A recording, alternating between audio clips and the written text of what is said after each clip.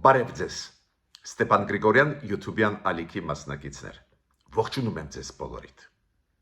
տեսնում եք ինչ է կատարվում աշխարհում, հիմա տեսնում ենք ինչ լուրջ ռազմական բախում է, գործողություններ են ծավալվում Իսրայելի կողմից Իրանի դեմ, Իրանը սկսեց պատասխանել, այսօր անպայման մենք կխոսենք իրավիճակի մասին, երկրորդ պատերազմական օրից հետո իրավիճակի մասին, ինչ քայլեր են անում կողմերը, Իսրայելը, Իրանը, այս քայլերից էլ երևում են գլխավոր նպատակները, նաև կքննարկենք որն էին գլխավոր նպատակները Իսրայելի, որ սկսեց այս ձևի պատերազմ Իրանի դեմ ուղղված, ինչ է միայն միջուկային ծրագրերի հետ կապված էր այդ պատերազմը, պարզվում է, որ ոչ այլ նպատակներ ունի նաև Իսրայելը, դրա մասին կխոսենք, կշարունակեն բանակցել Միացյալ Նահանգները Իրանի հետ, թե ոչ, դրա մասին կխոսենք, բայց նաև կխոսենք դրա մասին, ինչի հետ է կապված, որ Իսրայելը ունի հիմա բավական մեծ առավելություն այս պատերազմական գործողությունների մեջ, բայց երկու գլխավոր ասպեկտներ ես պետք է ձեզ հետ այսօր քննարկեմ։ Իրոք կա ինֆորմացիա, որ Ադրբեջանը օգնում է Իսրայելին։ Ադրբեջանը տրամադրել է օդը Ադրբեջանի, Իսրայելի կործանիչների համար, որոնք մտնում էին Իրանի տարածք։ Այո, այդ ինֆորմացիան պետք է ստուգվի, վերստուգվի, բայց այդ ինֆորմացիան կար, բայց երեք ես ստացա ինձ համար ոչ ուղղակի, բայց ապացույցներ, որ ինչ-որ խնդիրներ կան։ Խնդիրներ կապված նրա հետ, որ Ադրբեջանը աջակցում է Իսրայելին ու կարծես թե իրանցիք դա ֆիքսեցին։ Այն, որ լրատվական դաշտում այդ ինֆորմացիան պատտվում էր այս վերջի մեկ օրը, մենք լսել ենք, նաև որ Ադրբեջանը հետախուզական տվյալներ տալիս է Իսրայելին, այդ մենք լսել ենք, մեզ հասել է, բայց ոչ ուղղակի ապացույցներ մենք ստացանք հենց այն հեռախոսազրույցի շնորհիվ, որը ունեցել է Բայրամովը, արտգործնախարարը Ադրբեջանի, Իրանի արտգործնախարարի հետ երեք։ Ու մյուս գործոնը, որը մենք սպասում էինք, բայց ես չէի սպասում, որ այդքան շուտ այդ գործոնը կերևա, Ադրբեջանը նորից սկսեց հիշեցնել, որ մենք պարտավոր ենք իրենց տալ Նախիջևանից դեպի Ադրբեջան ճանապարհ։ Ադրբեջանի պաշտոնյան շատ բարձր մակարդակի ֆորումում դրա մասին խոսեց։ Ուրեմն այն կանխատեսումը, որ Ադրբեջանը կօգտվի այս պատերազմից, Իրանի թուլացումից ճիշտ էին, բայց որ այդքան շուտ կլինի, մի քիչ նույնիսկ զարմանալի է։ Բայց այդքան անհամբեր է Ադրբեջանը մեզանից օտարելու Սյունիքի ճանապարհները, այդ հարցում այդքան անհամբեր է, որ նույնիսկ չի սպասում ինչ զարգացումներ կլինեն Իրանում։ Հասկանալով, իրանք շատ լավ հասկանում են, որ Իրանը ծանրագույն վիճակում է հիմա, շատ լավ հասկանում են, որ ուժերը հավասար չեն, Միացյալ Նահանգները ակնհայտ օգնում են Իսրայելին ու ուզում են օգտվել պահով։ Ինչի մասին մենք խոսացել ենք, բայց նույնիսկ երկրորդ օրը պատերազմի Իսրայելի Իրանի դեմ Ադրբեջանը իր նկարտումները մեր տարածքի վրա ներկայացրեց։ Այդ հարցերի մասին մենք այսօր կխոսենք։ Ուրեմն բանակցությունների հետ կապված, դուք գիտեք, պլանավորվում էր Օմանում անցկացնել այսօր Կիրակի օրը բանակցություններ Միացյալ Նահանգներ Իրան, Օմանի միջնորդությամբ, Իրանը հրաժարվեց։ Շատ ասեմ դες սպասելի որոշում է Իրանի կողմից, Իրանը ասեց, որ իմաստ չունի բանակցել Միացյալ Նահանգների հետ, երբ որ լայնամասշտաբ ռազմական գործողություններ Իսրայելը ծավալում է Իրանի դեմ։ պատերազմական գործողությունները պետք է դադարեցվեն, նոր այդ թեմային մենք կանդրադառնանք։ Թրամփը իր ոճով զգուշացնում է, որ լավ կլինի, որ իրանցի կան բանակցությունների, եթե չկան, ավելի վատ կլինի իրանց։ Իր ոճով ասեց, որ այն բանակցողները, որոնք նախկինում կային Իրանից սպանված են, սաղ չեն ու չեն մերը կովիդի պատճառով, այս ձևի մտքեր ասեց Տրամփը, ինքը չասեց, որ մարդկանց մասին է խոսքը, ովքեր բանակցությունների առաջի 5 փուլում մասնակցում էին ամերիկացիների հետ ու հիմա, ասենք, Իսրայելի կողմից վերացված են, ինքը չասեց, բայց ասեց, որ շատերը, ով բանակցային process-ում էին, հիմա մեռած են, սաղ չեն։ Նաև այլ պաշտոնյաները, նաև պաշտպանության նախարարը Միացյալ Նահանգների հույս հայտնեցին, որ Իրանը կգնա բանակցային process-ի։ Նու ստեղ ինչ ասեմ, Իրանի որոշումը շատ տրամաբանական է, եթե Իրանի դեմ սկսեցին պատերազմական գործողություն, որ բանակցային process-ի մասին է խոսքը։ Իսրայելը լայնամասշտաբ հարձակում է անում Իրանի դեմ։ Դա հարձակում չի միայն միջուկային օբյեկտների վրա, միջուկային գործարանների, որոնք կան Իրանում։ Հարձակումը լայնամասշտաբ գրեթե ամբողջ Իրանի տարածքով։ Ու ճիշտ ասած, զարմանալի կլիներ, որ իրանցիք համաձայնվեին բանակցել, դու իրանցիների պահանջը նա է, որ պետք է դադարեցվեն ռազմական գործողություններ, նոր կխոսենք բանակցությունների մասին։ Հիմա անպայման ես ուզում եմ այսօր ասել ինչի մասին։ Այ զարգացումները երեկվա ինչ են ցույց տվել։ Նախ այդ զարգացումները ցույց են տալիս, որ Իսրայելը բավական լայնամասշտաբ հարձակումներ է տալիս ամբողջ Իրանի տարածքով։ Նաև կենտրոնացած ռմբակոծում են Տեհրանը, մայրաքաղաքը Իրանի, գլխավոր թիրախները դա այն պաշտպանության նախարարության Իրանի օբյեկտներն են, որոնք կան Տեհրանում, նաև Տեհրանի շուրջ, նաև հակաօդային համակարգերը։ Իմիջիայլոց ասեմ ձեզ, որ Իսրայելը պնդում է, որ շատ թուլացրեց Տեհրանի շուրջ գտնվող հակաօդային համակարգը ու Տեհրանը փաստորեն իրանք ասում են մենք կարող ենք ռմբակոծել ազատ առանց խնդրի, չգիտեմ համապատասխանում է դա իրականության թե ոչ, բայց ինձ համար դա զարմանալի չի, հակաօդային համակարգը Իրանի դա ռուսական համակարգ է, այն S-300, S-400, պարզ է ռուսական այս համակարգերը շատ ու շատ ավելի հնացած են, ժամանակակից չեն ու պարզ է, որ այո, հավանական է, որ Իսրայելը կարողացավ խոցել այդ համակարգը Իրանի։ Ես պետք է ասեմ, որ նաև Իսրայելը հարվածներ է հասցնում տարբեր նավթամշակման գործարաններին, էներգետիկայի օբյեկտներին, ռազմական օդանավակայաններին Իրանի, հասկանալի է, Իսրայելը վարում է պատերազմ Իրանի դեմ։ Այո, իրանք ասում են դա ռազմական օպերացիա է, բայց պատերազմ։ Եթե ռազմական օպերացիա լիներ, Իսրայելը կբավարարվեր միայն այն գործարաններով, որտեղ որ կարող է ստեղծվի միջուկային զենք։ Բայց Իսրայելը չի բավարարվում, հարվածները հասցնում տարբեր ռազմական գործարաններին, տարբեր նավթամշակման գործարաններին, օրինակ Բուշերում իրանք կարողացան խոցել նավթամշակման գործարան,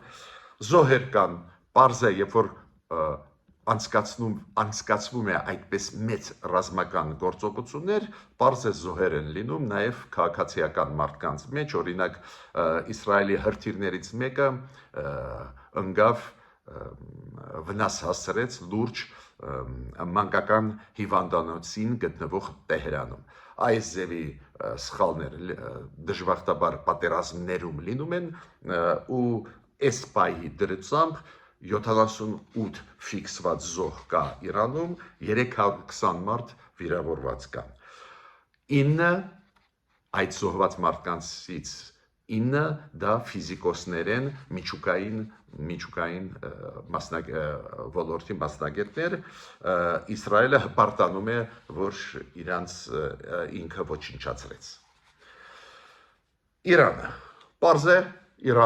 Իրանի ռազմական հնարավորությունները վերջի տարիները բավական ուժեղացել էին, հիշում եք, ես զգուշացրել եմ ձեզ, ասել եմ, որ բավական զարգացած է բալիստիկ հրթիռների արտադրությունը Իրանում, այդ բալիստիկ հրթիռները բավական էֆեկտիվ են պարզվում է, նու Իրանի դրոնների մասին բոլորը լսել են, բավական նաև լավն են, այս ոլորտներում առաջ եկավ Իրանը վերջի տարիներ, ու Իրանը պարզ է բալիստիկ հրթիռներ, դրոններ ուղարկեց Իսրայելի ուղղությամբ, ու այո, կան Իրանի կողմից խոցված Իսրայելում օբյեկտներ, օրինակ Հայֆայում հարվածներ հասցվեցին նավթամշակման գործարանին, մի քանի էներգետիկ օբյեկտներին հասցրեցին հարվածներ իրանցիներ։ Իսրայելի կողմից կան 8 զոհ մարդիկ ու 135 վիրավորված, բայց Իսրայելի դեպքում նաև փլվեց մի բնակելի շենք, դրա պատճառով 35 մարդ անհայտ կորած են։ Ցավում եմ, պատերազմները միշտ բերում են զոհերի։ Իրանը վերցրեց գերի օդաչու, ռազմական օդաչու, քանի որ Իրանը 1 թե 2 F-35-ը խոցեց երեք, մի քանի ավիաբազաներին հարվածեց Իրանը, էսա պատկերը այս պահին, այդ ռազմական փոխադարձ հարվածների, բայց ես այստեղ հատուկ ուզում եմ մեկ բան ասել։ Ես մեկ լսում եմ տարբեր փորձագետներ, ասում են մեծ առավելություն ունի Իսրայելը, քանի որ ժամանակակից զենքեր, արևմտյան զենքեր եւ այլ։ Այո, առավելություն ունի, բայց այդ առավելությունը այդքան մեծ չէր լինի, եթե բարի բուն իմաստով ամերիկացիք չպաշտպանեին Իսրայելը։ Շատերը չգիտեն, որ Իսրայելը Իրանի հետ չունի ցամաքային սահման համատեղ ու չունի օդային համատեղ սահման։ Ուրեմն Իսրայելը ռմբակոծում է, ուղարկում է իր հրթիռները, դրոնները կամ ինքնաթիռները Իրաքի տարածքով, Հորդանանի տարածքով։ Հիմա կա ինֆորմացիա, որ նաև Իսրայելը օգտագործում է Ադրբեջանի օդային տարածքը։ Ինքը իր հնարավորությունները իրականացնում է օգտագործելով Իրաքի օրինակ օդը։ Բայց ինչի Իրաքի օրինակ օդը, քանի որ Իրաքը ունի պայմանագիր Միացյալ Նահանգների հետ ու հակաօդային համակարգը, հակաօդային պաշտպանության համակարգը Իրաքի դա ամերիկյան համակարգն է։ Ու Ամերիկան պարզ է թույլ է տալիս, որ Իսրայելի հնարավորությունները օգտագործեն այս Իրաքի օդը ու հարվածներ հասցնեն Իրանին։ Հակառակ, երբ որ Իրանը Իրաքով ուղարկում է հրթիռներ, ու ինչքան հասկանում եմ մեծ մասը Իրանի բալիստիկ հրթիռները, դրոնները հենց Իրաքի օդային տարածքով են մտնում ու փորձում են հասնել Իսրայել, ամերիկյան հակաօդային համակարգը փորձում է չզոհացնել այդ վտանգը Իսրայելի համար։ Դες հավասարը պայքար չի։ Միացյալ Նահանգները ամեն ինչ անում են, որ հրթիռները, պատասխանները Իրանի նպատակին չհասնեն, բայց Իրանը այդքան առաջընթաց ապրեց ռազմատեխնիկական ոլորտում, որ շատ ու շատ բալիստիկ հրթիռներ Իրանի հասնում են ուզածին, ու մենք տեսնում ենք, որ ավերածություններ, հարվածներ կան նաև Իսրայելի տարածքում։ Նորից կրկնում եմ, ցավում եմ, որ այդպես զարգացումը գնում է, բայց Իսրայելը որոշեց այդ տարբերակը, գնում է պատերազմ։ Ես պետք է ասեմ, որ Իրանը մեղադրում է ՄԱԳԱՏԷ-ին, այդ ատոմային էներգետիկայի գործակալության նրան, որ հրահարեց Իսրայելին այդ քայլերի, իրոք, երբ որ գնում էին բանակցություններ Միացյալ Նահանգներ Իրան, ինձ շատ մտահոգեց, որ ուղղակի մի քանի օր առաջ ՄԱԳԱՏԷ-ն բավական խիստ ռեպորտ տվեց հաշվետվություն կապված Իրանի միջուկային ծրագրերի հետ։ Ու այնտեղ բավական խիստ քննադատվում էր Իրանը, կասկածներ էին, որ Իրանը գրեթե հասավ միջուկային զենք ունենալու։ Դա նաև տվեց շանս Իսրայելին սկսել այս ձևի անպատիժ, սկսել այս ձևի մեծ ագրեսիա անկախ պետության դեմ։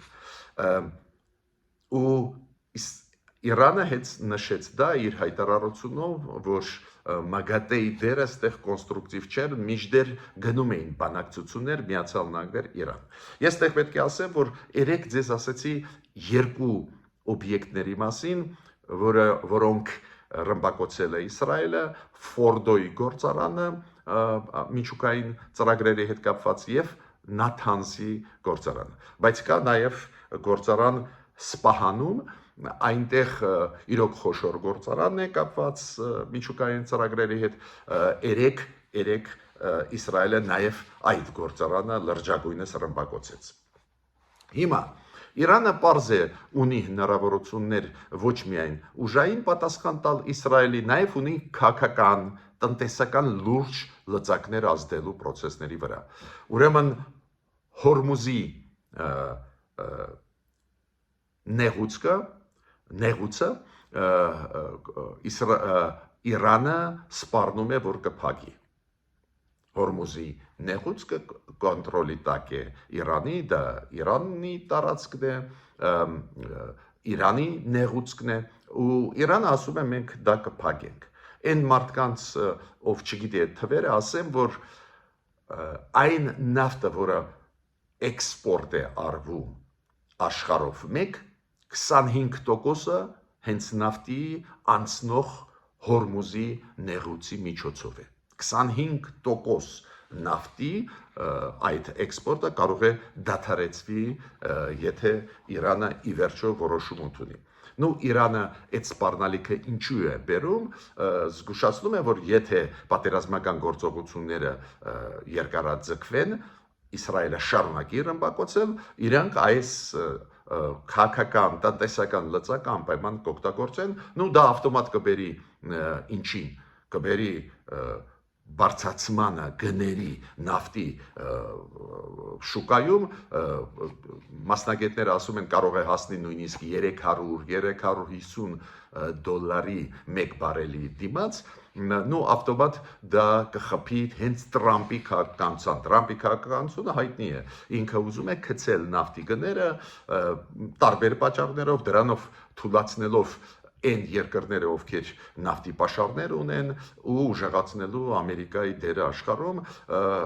փաստորեն հիմա Իսրայելը իր քայլերով բերում է նրան, որ հակառակը ուզածի Ամերիկայի գնում է զարգացումը։ Իրանը իմիջիալոց նաև զգուշացրեց Միացյալ Նահանգները, Ֆրանսիան, Բրիտանիային, որ եթե իրանք իրենց ռազմաբազաները ռեգիոնում տան Իսրայելին, որ Իսրայելը օգտագործի Իրանի դեմ, ավտոմատ իրանք կդառնան թիրախ Իրանի, օրինական թիրախ։ Ես երբ որ ասում եմ նպատակները Իսրայելի պետք է հասկանալ, քանի որ հրապարակված մասը նպատակների կարծես թե նույնիսկ հասկանալի է, որ Իսրայելը մտահոգված է, Եվրոպան, Ամերիկան մտահոգված են, որ Իրանը կարող էր ունենալ, մտահոգված էին, որ Իրանը կարող էր ունենալ միջուկային զենք ստանալ, բայց մենք տեսնում ենք, որ այս գործողությունները Իսրայելի ցույց են տալիս, որ ոչ միայն միջուկային գործարանները, միջուկային ծրագրերի հետ կապված գործարանները դարձան թիրախ Իսրայելի բանակի։ Թիրախ դարձան նաև այլ օբյեկտներ, էներգետիկայի, նավթամշակման գործարաններ, նաև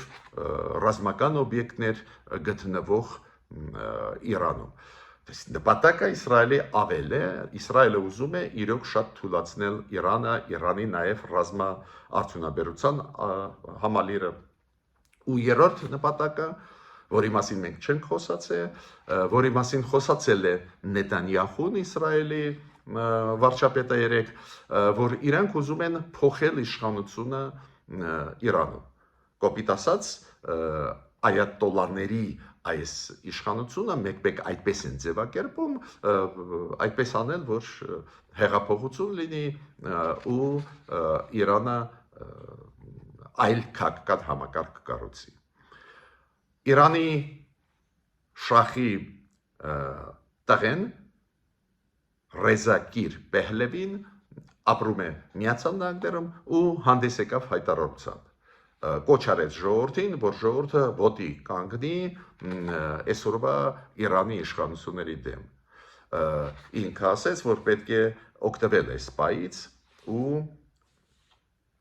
հեղափոխություն անել երկրում։ Չգիտեմ դա ճիշտ կայլ է, ճիշտ կայլ չի, այդ ներքին քաղաքականության տարերը չեմ ուզում մտնել, հիմա կա դրսից ագրեսիա Իրանի դեմ, ինչքան ճիշտ կլինի ներսում սկսել ինչ-որ քաղաքական պրոցեսներ, անդիմադիրներին ոտի կանգնացնել, դժվարանում եմ ասել։ Բայց ուզում եմ ասել, Իսրայելի երկրորդ նպատակը ամեն ինչ անել, որ գործող իշխանությունները Իրանի գահավիժվեն, կոպիտ ասած կորցնեն իրենց իշխանությունը։ Հիմա անցնում եմ այսօրվա գլխավոր երկու հարցերին։ Արտգործնախարարը Հայաստանի Արարատ Միրզոյանը ունեցել է Իրանի արտգործնախարարի հետ, Արաղչիի հետ, պարոն, հեռախոսազրույց։ Շատ լավ է, շատ կարևոր է, ու ինչի մասին իրանք խոսացել են։ Այն ինֆորմացիան, որը մենք ստանում ենք Հայաստանի արտգործնախարարությունից, նաև խոսքը գնաց ՄԱԳԱՏԵ-ի մասին։ Այդ միջազգային ատոմային էներգետիկայի գործակալության մասին, ու ես շատ ուրախացա։ Դա ավտոմատ նշանակում է, որ Հայաստանը քննարկում է Իրանի հետ օգտագործել իր հնարավորությունը կապել ՄԱԳԱՏԵ-ի հետ, քանի որ Հայաստանը ՄԱԳԱՏԵ-ի հետ փայլուն աշխատում է, մենք ունենք ատոմակայան, մեր հարաբերությունները շատ լավն են, շատ կոնստրուկտիվ, ու միգուցե միջնորդությունը Հայաստանի այդ հարցով օգտակար կլինի։ Հիմա համեմատենք, ինչի մասին էլ խոսում Ադրբեջանի արտգործնախարարը պարոն Բայրամովը նույն Իրանի արտգործնախարարի հետ, Արաղչիի հետ։ Սար ու ձոր թեմաների։ Ուրեմն Արարատ Միրզոյանը խոսում էր Արաղչիի հետ նրա մասին, որ ՄԱԳԱՏԵ կա, ՄԱԳԱՏԵ-ի խաղի կանոններ կան, ՄԱԳԱՏԵ-ն հայտարարություն արեց եւ այլ, ակնհայտ է, որ մենք կարող ենք օգտակար լինել, միջնորդ լինել, խոսել։ Նաև այդ թվում Արարատ Միրզոյանը ասեց, որ Հայաստանը հստակ ասեց իր դիրքորոշումը, դուք բոլորդ գիտեք, դա Հայաստանը դա որակեց որպես անթույլատրելի քայլ Իսրայելի կողմից։ Էս էր քննարկումը։ Բայրամով Արաղչի չեք հավատա։ Ես սկզբից չհավատացի ինչի մասին է խոսքը։ Ուրեմն ինչի մասին է խոսքը, Ադրբեջանի արտգործնախարարությունը ասեց այս հեռախոսազրույցի մասին, Բայրամով արտգործնախարար Ադրբեջան, Արաղչի արտգործնախարար Իրան։ Խոսում է նրա մասին, որ Ադրբեջանի տարածքը չի կարող օգտագործվել Իրանի դեմ։ Դուք պատկերացնում եք։ Ու ոչ միայն Իսրայելի մասին էր խոսքը, երրորդ պետությունները չեն կարող օգտագործել Ադրբեջանի տարածքը հարվածելու Իրանին։ Ակնհայտ է, որ Իրանը ստացավ այդ ինֆորմացիան, որը նաև մենք լսել ենք, չենք ստուգել, բայց լսել ենք, որ շատ հնարավոր է, որ Ադրբեջանը տալիս է իր օդը Իսրայելին, այլ խաղացողներին Իրանի դեմ օգտագործելու։ Ասենք, կա հավանականություն, որ նույն իսրայելական ռազմական ռազմական կործանիչները մտան տարածք հենց Իրանի տարածք, հենց Ադրբեջանի տարածքից։ Այն, որ Ադրբեջանը տալիս էր Իսրայելին հետախուզական ինֆորմացիա, այստեղ կասկած չկա, այստեղ ոչ մի ամիտ կա, ոչ մի բան, ակնհայտ է, եթե Բաքուն չդատապարտեց Իսրայելի հարձակումը Իսրայելի վրա, Բաքուն չդատապարտեց, ես հիշում եք, երեք ասել եմ, դա նշանակում է, որ համագործակցությունը Իսրայելի հետ ռազմավարական շարունակվում է, իրանք օգնում են, բայց կար մտահոգիչ ինֆորմացիա, որ նույնիսկ օդը Ադրբեջանը տվեց, որ այդ օդը օգտագործի Իսրայելը մտնի Իրանի տարածք ռմբակոծելու համար Իրանում օբյեկտները։ Ու ոչ ուղակի ապացույց մենք ստացանք Բայրամով Արախչի հեռախոսազրույցից։ Հեռախոսազրույցը նվիրված էր մենակ մեկ բանի, որ Ադրբեջանի տարածքը եւ ցամաքային եւ օդային չօգտագործվի երրորդ պետությունների կողմից ու Իսրայելով հարված հասցնելու Իրանին։ Լուրջ են զարգացումները, լուրջ է վիճակը, պետք է դա ֆիքսենք։ Ու շատ ենք մենք խոսացել դրա մասին ու ոչ միայն մենք, որ Ադրբեջանը անպայման փորձի օգտվել պահից, Իրանը զբաղված է, Իրանին փորձում են թուլացնել, Իրանի ուշադրությունը շեղված է, ու Ադրբեջանը կարող է ուժով մեզանից օտարել այդպես կոչված Զանգեզուրի միջանցքը, կոպիտ ասած մեր Սյունիքի ճանապարհները։ Ու լուրը եկավ ավելի շուտ, քան թե մենք սպասում էինք։ Դուք գիտեք, այդ հայտնի դեմք է Ադրբեջանի պարոն Հաջիևը, որը Իլհամ Ալիևի արտաքին հարաբերությունների հարցերով գլխավոր խորհրդականն է եւ անվտանգային հարցերով շատ ազդեցիկ դեմք է։ Ալիևը գրեթե բոլոր բանակցությունները իր միջոցով է վարում, ոչ միայն